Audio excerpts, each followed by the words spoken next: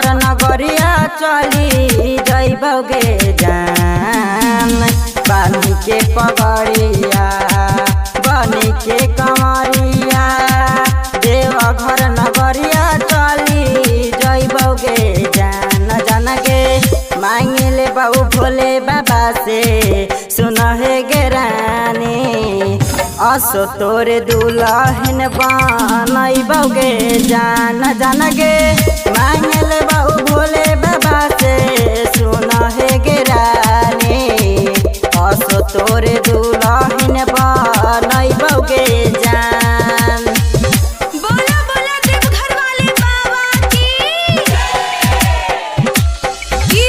जय देश।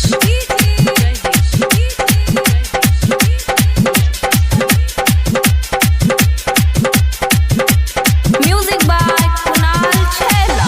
जलवा चढ़ाई जाई के पहिला सोमार के हाथ जोड़ी कहबई बाबा दे द हमारा प्यार के हमारा प्यार के। जलवा चढ़ाई जाके पहिला सोमार के हाथ जोड़ी कहबई बाबा दे द हमारा प्यार के। रहतै भोलेनाथ के कृपा कर ले बैसादी गहुआ समाज से नहीं डरबै गे जान।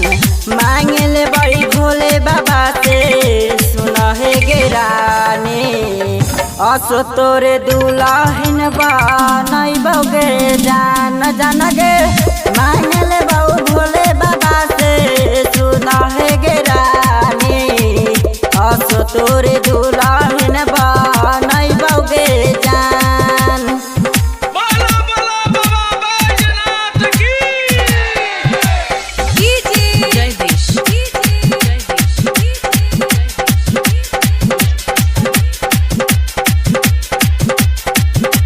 म्यूजिक बाय कुणाल छैला। करै छै पूरा बाबा सोचल सपनावा सच्चा दिल से जे भी लै छै बाबा के नामावा बाबा के नामावा। हाँ करै छै पूरा बाबा सोचल सपनावा सच्चा दिल से जे भी लै छै बाबा के नामावा।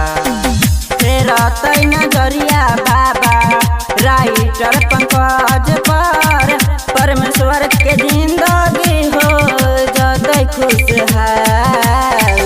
मांगले बाबू भोले बाबा से सुन हे गे रानी असो तोरे दुल्हन बनइबोगे जान। जान गे मांगले बाबू भोले बाबा से सुन हे गे रानी असो तोरे दुल्हन बनइबोगे जान। गंगा जल रिकॉर्डिंग स्टूडियो महादेवगंज साहेबगंज।